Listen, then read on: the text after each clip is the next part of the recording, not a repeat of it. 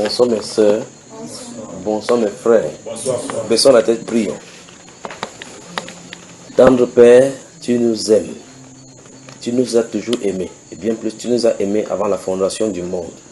Nous te remercions pour ce moment merveilleux que tu nous donnes de passer en ta présence. Seigneur, donne-nous d'être vrais dans nos actions. Donne-nous d'être vrais dans nos cœurs. Donne-nous d'être vrais dans notre amour. Donne-nous d'être vrais dans nos relations. Tu es Dieu et il n'y en a point d'autre. À qui d'autre irons-nous, Père? Parce que c'est toi qui es notre Créateur, notre Sauveur et qui plus tard jugera les vivants et les morts. Donne-nous de prendre cela en considération dans nos paramètres de vie sur terre et de savoir surtout, Père, que nous avons une brièveté de vie sur cette terre et que nous sommes qu'un souffle, une vapeur qui paraît pour un peu de temps et après disparaît, afin que nous nous amendions, Père de gloire, à savoir comment nos jours est peu nombreux. Seigneur, nous prions au Père ce soir, afin que tu nous donnes la nourriture pour ce moment-ci, ce que tu veux pour nous. Je prie pour mon frère, pour ma soeur, en ce moment-ci, Père de gloire, que tu nous nourrisses. Au nom du Seigneur Jésus-Christ de Nazareth. Amen. Amen. Nous allons craindre Dieu. Après. Vous n'avez pas de questions, on lit la Bible. Vous n'avez pas de questions, on lit la Bible. Vous avez des questions? Oui, je voulais savoir, par rapport à l'enseignement des talents qu'on a enseigné jeudi passé, j'aimerais savoir si, selon la Bible, parce que selon déjà le contexte humain des hommes, il y a une différence entre les talents et les dons. Oui. Et comme tu avais dit, tu dis toujours que c'est un problème grave de chercher la définition d'un mot et de partir chercher dans le dictionnaire. J'aimerais donc savoir si, selon la Bible, il y a une différence entre les dons et les talents. C'est clair qu'il y a une différence entre les dons. Il y a même une différence entre les dons et les dons spirituels. Quand la Bible dit don, c'est don. Quand la Bible dit don spirituel, c'est don spirituel. C'est deux choses différentes, d'accord? Oui. Autre question? Maintenant, c'est la différence donc que je voulais savoir parce qu'il y a déjà la définition. Les enseignements concernant les dons et les appels, est-ce que tu les as suivis, les 5 enseignements? Les 5, tu les as suivis? Non, mais j'avais assisté à d'autres. Qu'est-ce que c'est que donc les dons dont on a parlé là-bas, les dons et les appels? Tu te souviens? Vous voyez que vous devez écouter les enseignements, n'est-ce pas? Des questions, frère? S'il n'y a pas de questions, on va dans la Bible, on voit ce qu'il a à nous donner ce soir.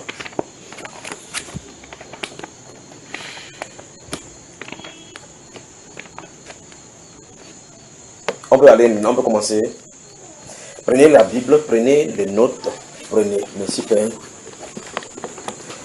Notez le livre de 1 Corinthiens, chapitre 13. Notez. Vous avez noté? Maintenant, notez le chapitre 6. 1 Corinthiens, chapitre 13. Je vais être bref. J'ai dit 1 Corinthiens, chapitre 13. Chapitre 6. Chapitre 13, chapitre 6. Oui. Vous y êtes. Notez Romains, chapitre 8. J'espère qu'on va finir ça aujourd'hui. Il ne donne pas les versets exprès. Galates, chapitre 5. Notez Matthieu, chapitre 6 et chapitre 7. Je vais parler. On va y avancer.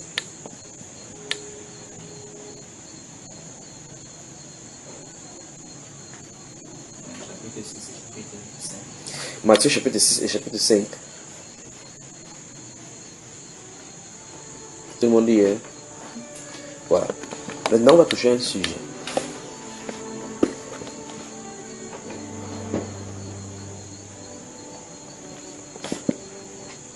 Est-ce qu'il peut donner le sujet ou bien on dit d'abord? Dans le sujet.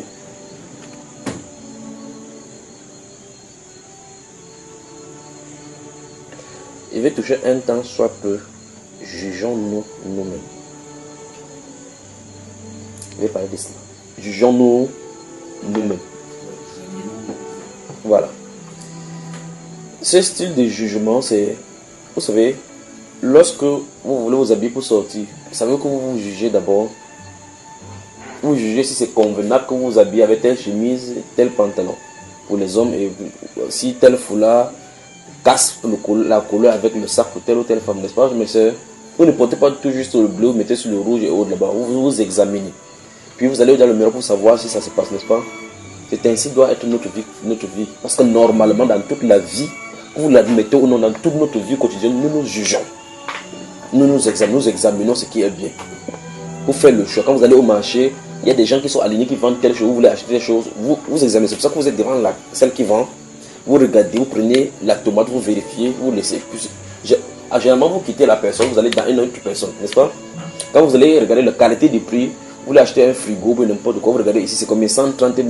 Ici, ça consomme, ici, vous prononcez des jugements. Mais on devrait davantage faire cela dans nos vies quotidiennes. Notez le chapitre 11 de 1 Corinthiens aussi. On devrait davantage faire cela dans notre vie quotidienne, spirituelle. Le plus grand, c'est là-bas. Donc, commençons dans le dernier dont on a donné maintenant. 1 Corinthiens chapitre 11. Commençons dans 1 Corinthiens chapitre 11. 1 Corinthiens chapitre 11.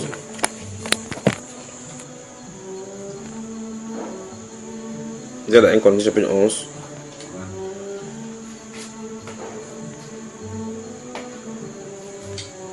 Dans le chapitre 11, regardons le verset 30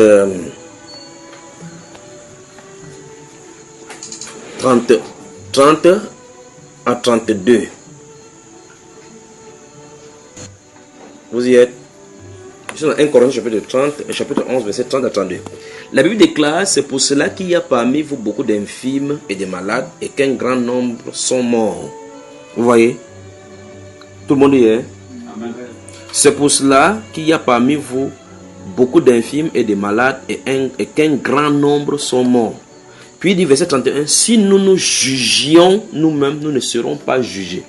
Vous avez vu cela? Merci Père pour ce sujet.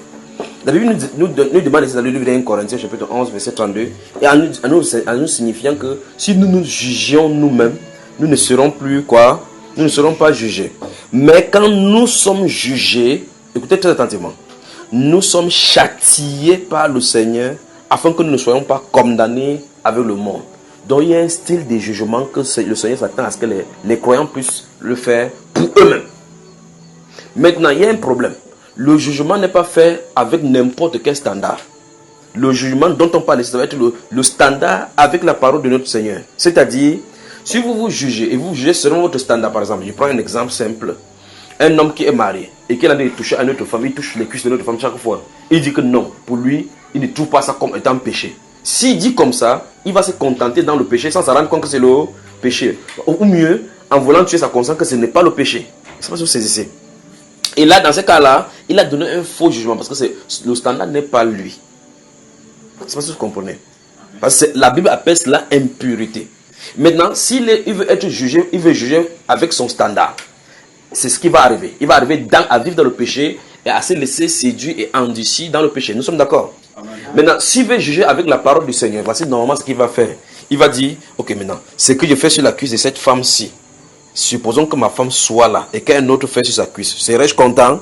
Non. Il sera content, frère? Non.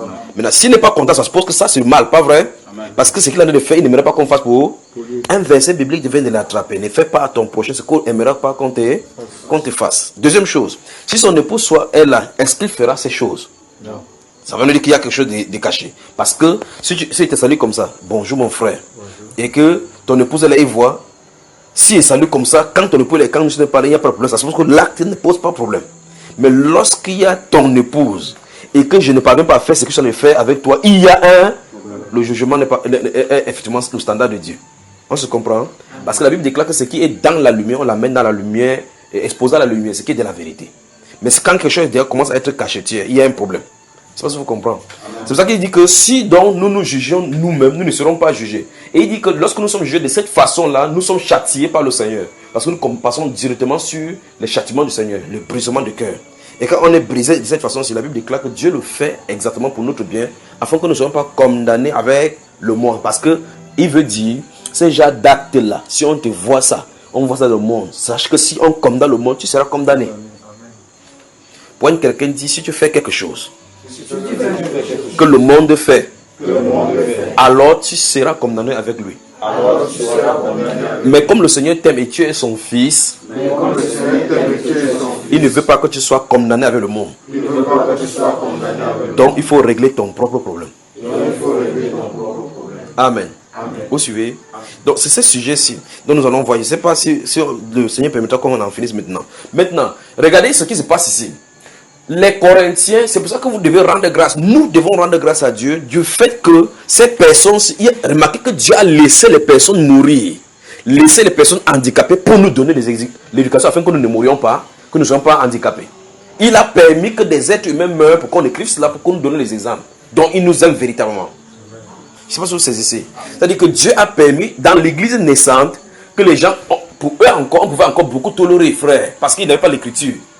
Il a écrit aux Corinthiens que les morts qu'il y a eu parmi vous, les handicapés qu'il y a eu parmi vous, c'était à cause de ces choses-là. Or, eux, ils n'avaient pas l'écriture pour lire. Donc maintenant, toi et moi, on peut lire dans l'écriture maintenant que, lorsqu'on ne se juge pas soi-même, et qu'on peut participer à la table du Seigneur, ça peut nous amener à la mort. Vrai? Amen. Donc Dieu nous aime, frère. Amen. Dieu nous aime. Le simple fait qu'il ait permis que certains chrétiens meurent dès le départ, pour que ça soit un exemple pour nous. Que certains chrétiens tombent dans l'handicap, dans les handicaps, pour que ce soit un exemple pour nous, c'est un signe d'amour pour nous. Donc il a laissé que ceux-ci meurent pour vous dire que, regardez comme ils sont morts. Vous faites attention. Alors eux, ils ont fait quoi pour mériter la mort? Ils ont fait quoi pour mériter les handicaps qu'ils ont eu? Vous comprenez? Amen. Donc tout le temps devant quelqu'un dit, l'heure est venue où on doit se juger soi-même. Vous entendez, n'est-ce pas? Ça veut dire que quoi? Ce style de jugement, normalement la Bible veut parler d'un examen profond, silencieux, assidu de notre propre vie spirituelle. C'est ça dont la Bible veut parler. Un examen profond, assidu, sérieux, approfondi de notre propre vie spirituelle. C'est-à-dire, lorsque je te regarde véritablement, est-ce que les choses du monde s'attachent encore à toi? Parce que comme le Saint-Esprit a dit là, lorsque nous sommes jugés, nous ne serons plus jugés comme ça. Et par conséquent, le Seigneur châtie afin que nous ne soyons pas condamnés. Parce que ce jugement-ci, le but du jugement, c'est de condamner ce qui est péché au plus haut point. C'est ce jugement dont on veut parler. C'est-à-dire que Dieu veut par là dire, le chrétien doit appeler péché ce qui est péché, sans caresser. Là, nous parlons de notre propre vie, ce n'est pas pour les autres. Hein? Ce n'est pas pour les autres. C'est pour cela que dans Matthieu chapitre 6, et quand il a fini au chapitre 7, avant d'aller au chapitre 7, vous allez remarquer que le Seigneur dit, pourquoi vois-tu la paille qui est dans l'œil de ton prochain? Premièrement, la poutre qui est dans ton, et alors tu pourras donc voir la paille qui est dans l'œil de ton prochain. Voilà le principe qui est établi. Alors, l'apôtre Paul pouvait donc dire que soyez mes imitateurs comme je le suis moi-même de Christ. Et c'est un jugé. Et regardant que sa vie est alignée avec la vie de Christ, il peut donc dire que vous, n'étant même pas présent, j'ai déjà jugé un tel acte. Vous voyez, n'est-ce pas? Que cet homme soit livré à Satan. Il ne peut pas dire ces choses si lui-même vivait dans la même iniquité. Il ne pouvait pas dire cela. On se comprend? Parce que le Seigneur a dit, ôte premièrement la poutre qui est dans ton œil afin que tu voies. Donc quand la poutre est ôtée, tu peux voir les petites choses qui sont dans les œils. Parce que si tu as eu la puissance de Dieu pour pouvoir enlever la poutre est plus grande et plus coriace à enlever que la paille. Alors tu vas voir effectivement que le plus gros problème se trouve chez toi. Que chez toi, pour pouvoir enlever les problèmes là, c'est difficile. Pour les autres, c'est parce qu'en réalité, si tu exerces déjà ces choses et que tu enlèves chez toi, tu peux aider les autres à enlever. Tu comprends ça, frère? C'est-à-dire que si tu parviens à enlever chez toi, à vivre ce que la Bible déclare, tu peux donc aider donc les autres aussi à s'en débarrasser. C'est pour ça que pour eux, ça devient la paille.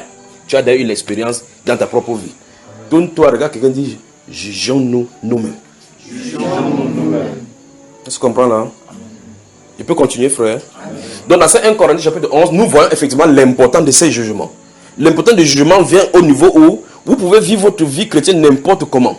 Ne sachant pas que nous disant que Dieu comprend, Dieu n'a pas compris pour ceux-ci. Et il dit clairement que si vous ne vous jugeons pas nous-mêmes, on sera condamné avec le monde. Et ici, ça agissait particulièrement à la table du Seigneur. Donc il voulait dire, vous ne pouvez pas vivre ce style de vie là, approchez-vous de la table du Seigneur pour manger. Et il donne les injonctions. Voulons-nous nous attaquer au Seigneur? Sommes-nous plus forts que lui? Est-ce que vous voulez amener le courroux du Seigneur, la colère du Seigneur au milieu de l'assemblée? Il dit, faites attention, jugez-vous vous-même, afin que vous ne soyez point jugés. C'est pas ça qu'on se comprend.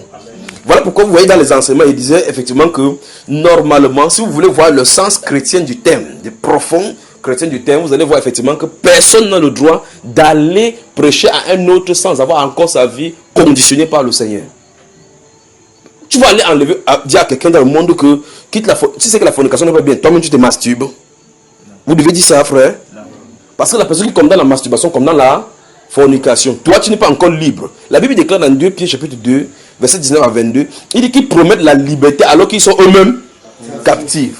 Vous voyez? Comment tu vas aller dire à quelqu'un que Jésus-Christ libère, que Jésus-Christ délivre, alors que toi tu es dans la captivité? On se comprend? Amen. Maintenant, si tu viens dire à quelqu'un ce que le Seigneur a fait pour toi, j'étais dans la pornographie, Dieu m'en a délivré. Là, tu peux maintenant dire à quelqu'un comment il délivre. Parce que si tu ne fais pas, tu fais ce qu'on appelle un faux témoignage. Parce que tu es en train de dire quelque chose qui n'est pas vrai pour toi. Donc tu es en train de faire de Jésus menteur. Dans ces cas, s'il est délivreur, pourquoi il ne t'a pas délivré de ce même cas qu'il n'est pas dépassé? Ouais, pourquoi on doit s'examiner, n'est-ce pas, frère? Amen. Vous avez moi? Ok. 1 Corinthiens chapitre 13 donc. 1 Corinthiens chapitre 13. 1 Corinthiens chapitre 13. 1 Corinthiens chapitre 13. Permettez-moi de trouver. Regardez. Verset 11. Vous y êtes? Le verset 11. Lorsque j'étais enfant, je parlais comme un enfant. Je pensais comme un. Je raisonnais comme un. Lorsque je suis devenu homme, j'ai fait disparaître ce qui était de là. Vous avez vu le principe, frère? Vous avez vu la marche, n'est-ce pas? Donc il faut que les enfantillages quittent nos vies. Si nous disons que nous sommes spirituels, nous devons marcher en homme spirituel. Dans le livre de 2 Corinthiens, chapitre 13, le verset 5, maintenant, le principe encore s'établit davantage. Allons-y au 2 Corinthiens maintenant. 2 Corinthiens, chapitre 13, le verset 5, maintenant, cette fois-ci. Regardez ce qui est écrit. 2 Corinthiens, mes chers frères. 2 Corinthiens, chapitre 5, chapitre 13, verset 5 et suivant. Verset 5 seulement. Prenons le verset 5. Examinez-vous vous-même. Qui doit faire ces examens? Qui doit faire cet examen? Maintenant, on va y aller doucement. Examinez-vous vous-même pour savoir si vous êtes dans la foi. Je dis, je ne sais pas comment on peut être un peu plus clair. Il y a des endroits dans la Bible où on doit vraiment prendre au sérieux. Voici déjà l'endroit. C'est-à-dire, je crois qu'on va passer le temps sur ce verset, c'est un temps soit peu. Examinez-vous vous-même. Le but de cet examen, c'est que tu dois ressortir avec une réponse. C'est que le but de mon examen, quand j'entre dans mon examen maintenant, je vais composer pour savoir si je suis dans la foi. Puis on dit, éprouvez-vous vous-même. Puis il dit, ne reconnaissez-vous pas que Jésus-Christ est en vous, à moins peut-être que vous ne soyez réprouvé. C'est-à-dire, peut-être à moins que Christ ne vous connaît pas. Si Christ en réalité vous connaît, vous examinez, vous allez voir que quelqu'un se trouve en vous. Si se trouve en vous, alors maintenant, voici la conclusion. Ma marche est-elle conforme à ce qu'il dit? Notez Colossiens chapitre 2. Notez Colossiens chapitre 2. Colossiens chapitre 2, verset 6. Vous y êtes? Notez le verset 6. Ah oui. Regardez. Il dit ici, examinez-vous vous-même pour savoir. Vous voyez comment le but de l'examen est donné, non? Il dit, examinez-vous vous-même pour savoir si vous êtes dans la foi. C'est vrai, on dit quoi? La foi a son style de marche. Ça suppose que la foi a sa façon d'agir. Ça suppose que la foi a sa façon d'être vécue. Et donc, c'est mis à notre disposition. Personne ne peut dire qu'il ne sait pas comment. Parce que si on dit examinez-vous vous-même pour savoir si vous êtes dans la foi, ça montre que les principes de la foi sont établis. Il faut que je confronte ma façon de vivre avec ce style de foi-là. C'est-à-dire quoi en réalité? Le verset nous dit que la foi a son standard. Nous devons nous arrimer à ce standard-là. Comprends ça, mon cher? C'est-à-dire que la foi a son standard. Nous devons nous y conformer. C'est-à-dire, Dieu veut dire, comparez votre standard au standard de la foi. Votre vie à la vie de la foi. Est-ce que vous vivez comme la foi l'instigue? Si la foi a son standard et que Dieu nous dit, examinez-vous vous-même pour savoir si vous êtes dans la foi. Ça suppose donc qu'il y a quelque chose qui peut nous donner les clauses. C'est-à-dire quelque chose peut nous dire, si il comporte comme ça, alors que la foi dit ici, je ne suis pas là-dedans. Maintenant, c'est encore plus grave, comme je dit ici au début, pour ceux-ci à qui c'était adressé directement. Parce que sur quoi devait-il se baser? Il devait se baser selon les instructions qu'on lui avait données audiblement. C'est-à-dire, l'apôtre Paul vient, il prêche, il parle. Là, il a écrit une lettre. Quand ils vont lire ça, ils lisent ça pour la première fois de leur vie. On leur a demandé, examinez-vous vous-même. N'est-ce pas, frère? Pour savoir si vous êtes dans la foi. Ils vont s'examiner comment? Alors que voilà, la lettre qu'on a devenu de l'informer. Nous sommes en train de lire maintenant, longtemps après. Nous lisons ce livre, c'est dans 2 Corinthiens, alors qu'on a Jean. on a Matthieu, on a Actes des Apôtres, on a ceci. Eux, ils n'avaient pas ça, frère. Et ils devraient s'examiner. Nous avons le complet aujourd'hui. Donc le code complet transmis, nous les avons. Nous avons le code de les erreurs. Le code qui c'est des choses qui leur ont créé des problèmes. Nous avons le code de ce que Dieu leur a fait en tant que conséquence qu'ils ont subi par rapport à leur acte. Nous avons ça. C'est-à-dire que ceux-ci ont fait ceci, Dieu a agi comme ça. Et puis on dit dans ce même code que ces choses leur sont arrivées. Et elles ont été écrites pour nous qui sommes à la fin du siècle. C'est ce que la Bible dit, frère. Amen. Donc le code est complet, définitif, instructif. Et quiconque veut aller loin doit ici examiner. Alors la Bible dit, examinez-vous vous-même pour savoir, soulignez, pour savoir si vous êtes dans la foi. Soulignez cela. Donc voilà le but du jugement que nous devons faire nous-mêmes. Donc nous devons nous examiner pour savoir si nous sommes dans la foi. Notre examen a un but. Seigneur, suis-je en train de marcher avec toi? Suis-je en train de courir la ligne droite du Seigneur? Parce que si je suis en train de courir la ligne droite du Seigneur avec les regards fixés sur Christ, il peut être en train d'emprunter une route. Le fait que vous empruntez une route, vous continuez à partir, ça ne veut pas dire que vous allez aller à la même destination. Le seul fait que tu as de vivre chaque fois que tu te lèves le matin, tu remercies le Seigneur en disant que le Seigneur te remercie, ne veut pas dire que tu es en forme et en règle avec lui. Parce que les sorciers se sont levés le même jour-ci. Les francs-maçons se sont levés, ils ont fait leur réunion dans la nuit tard.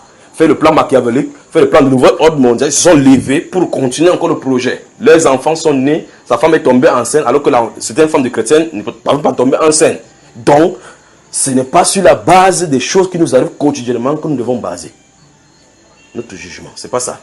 D'accord? Pour dire, comme je sais que quelque chose est arrivé, Dieu est avec moi. Non, non, non, non. C'est que nous devons confronter notre vie à la vie de la foi. Et qu'est-ce que c'est que cette vie de la foi? N'est-ce pas la question là-bas, n'est-ce pas, frère? Cette vie de la foi, ça peut se résumer en ceci. Ma vie est-elle une vie exempte du péché? La réponse là doit être donnée. Voilà en quoi consiste l'examen. L'examen doit arriver à aboutir à cette réponse, mon cher, que ma vie quotidienne, c'est-à-dire que le matin, midi, le soir, je viens dormir le matin, midi, le soir. Est-ce que ma vie au quotidien est-elle une vie exempte du péché? Vous allez entendre ici dans la Bible, dans ce livre de 2 Romains chapitre 6, je ne sais pas si vous avez donné ça, sinon notez cela. On va y revenir. Il dit bien, Père, que ton nom se soit élevé. Si on ne finit pas, on va y avancer. Vous allez entendre dans ce livre de Romains chapitre 6, verset 12 à 16. Il dit que le péché ne règne donc point dans vos corps mortels. Fin de citation. Voilà le code. Vous avez vu? Et n'obéissez point à ce convoitise. Vous avez suivi ça, frère? Donc dans nos vies quotidiennes, on ne doit pas obéir au péché. Il dit non parce que vous êtes sous la loi, mais parce que vous êtes sous la grâce. Donc sous la grâce, un refus catégorique de vivre pratique du péché. Vous entendez, frère? Amen. Donc la vie de la foi est incompatible avec la vie du péché. Donc la vie de la foi est incompatible avec la vie du péché. Parce que la Bible déclare dans 1 Jean chapitre 5 que celui en qui Christ demeure, celui qui a la semence de Dieu, se préserve lui-même, se garde lui-même et le malin ne le touche pas. C'est-à-dire qu'il ne faut pas qu'il y ait des droits, ce qui donne le droit à Satan de venir agir dans ta vie. Il faut que toi, tu le fasses. Il dit, examinez-vous vous-même. Et là, dans 1 Jean chapitre 5, il dit, celui en qui cette semence demeure, il dit, se garde lui-même. Donc, il y a des choses que tu peux faire pour empêcher le péché. Parce que quand la Bible dit, dans ce Romains chapitre 6, il dit que n'obéissez pas à cette convoitise, aux injonctions du péché. Ça se passe que nous avons le pouvoir de ne pas le faire depuis que Christ est allé à la croix et ressuscité. C'est pas ce que vous comprenez. Le Seigneur Jésus-Christ a pris tous les aiguillons du péché dans son corps. Il les a crucifiés là-bas, rentrés, il est ressuscité, il nous a accordé une vie nouvelle. Et cette vie nouvelle est incompatible avec le péché. C'est pour cela que après la résurrection, le message de la sainteté à outrance a commencé. C'est là. Vous allez regarder dans l'Ancien Testament, vous allez voir effectivement comment les prophètes se battent là-bas, les poètes se battent pour dire qui peut vivre sans péché. Même le ciel n'est pas pur au devant de lui. N'est-ce pas, frère? Amen. Mais regardez bien le Nouveau Testament et voir, il n'y a pas de discours autre que le discours de la sainteté. Il n'y a pas de discours autre que le discours de la sainteté dans le Nouveau Testament. Tout tourne autour de la sainteté. On revient dans l'Ancien Testament pour ce qui était donné par prophétie. Il dit soyez saints car je suis saint. Comment on peut dire soyez saints car je suis saint? Le Seigneur se tient là-bas dans Matthieu chapitre 5 verset 48. Il dit quoi? Soyez donc parfaits comme votre Père Céleste est parfait. Il amène le standard des êtres humains au niveau de Dieu.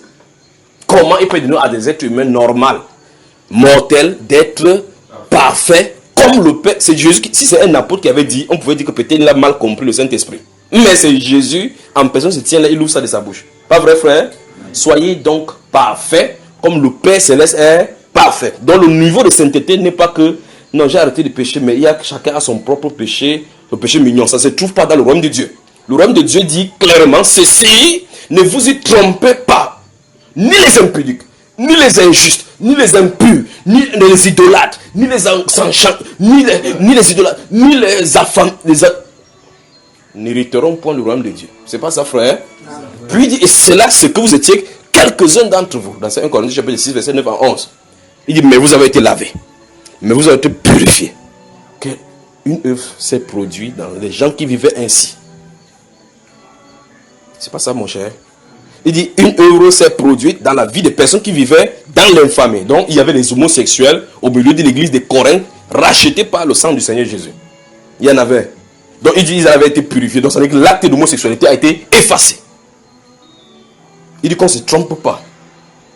Qu'aucun injuste n'héritera le royaume de Dieu. Mais, nous, les chrétiens d'aujourd'hui, du moderne, nous sommes en train de tolérer le péché. Et la Bible nous dit à plusieurs endroits, examinez-vous vous-même. La Bible dit, soyez sages et vaquez à la prière parce que la fin est proche. C'est ce qu'il dit. La Bible dit quelle ne doit pas être la conduite et votre sainteté en attendant le jour que vous entendez ce jour dans lequel les éléments embrasés vont passer avec fracas. N'est-ce pas, frère? Il dit que attelez-vous à asseoir bien votre vocation et votre appel. En faisant ces choses-là, vous ne broncherez point. N'est-ce pas, frère? Dis à ton voisin, juge-toi toi-même. Pas selon ton jugement. Mais selon le jugement de la foi. C'est-à-dire, tu dois sortir avec ces réponses. Est-ce que je suis dans le péché ou hors du péché? Est-ce que je suis dans le péché ou hors du péché? Vous avez suivi ça?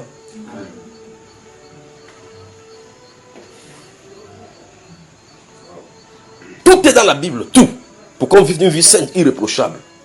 Et la Bible va plus loin en utilisant ce mot irréprochable, irrépréhensible. Il dit qu'il vient chercher une église sans tache et irréprochable. C'est ça? Amen. Si c'est sans tache, posons la question. Qu'est-ce que le Saint-Esprit appelle par tache? Dis à ton voisin, juge-toi. Juge-toi. Pour savoir si tu as des taches. Voilà. Il dit irrépréhensible. Ça veut dire qu'il ne faut pas que... le mot anglais pour irrépréhensible, ça veut dire blamelessness. Blameless. Donc ça veut dire que tu ne dois pas avoir de culpabilité. Il ne faut pas qu'on te dise, ça, tu as été coupable ici. L'apôtre Pierre utilise autrement, il dit que soyez saints dans toute votre conduite. Vous avez entendu ça?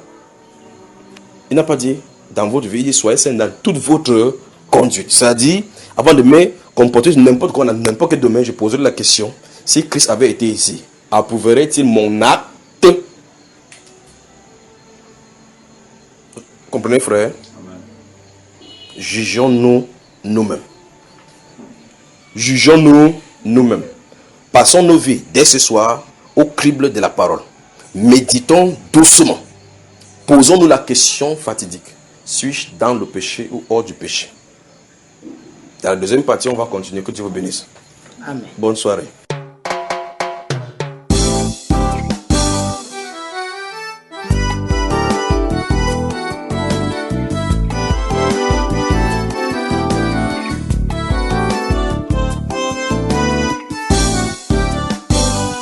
Appelez-vous Seigneur, Seigneur, Seigneur, et ne faites-vous pas ce que je dis? Pourquoi m'appelez-vous Seigneur, Seigneur, Seigneur, et ne faites-vous pas ce que je dis? Celui qui m'aime garde mes commandements. Celui qui m'aime sera aimé de mon Père. Celui qui m'aime garde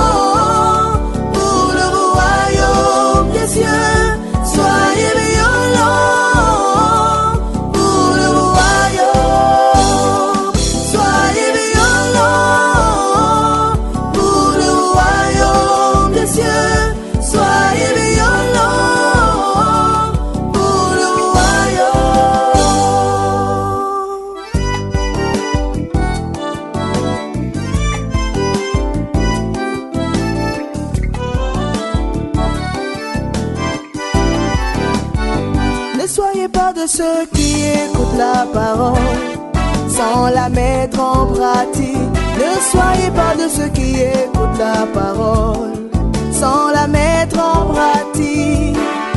Ce sont ceux qui la pratiquent qui seront justifiés. La parole que vous entendez vous jugera. Ce sont ceux qui la pratiquent qui seront justifiés. La parole que vous entendez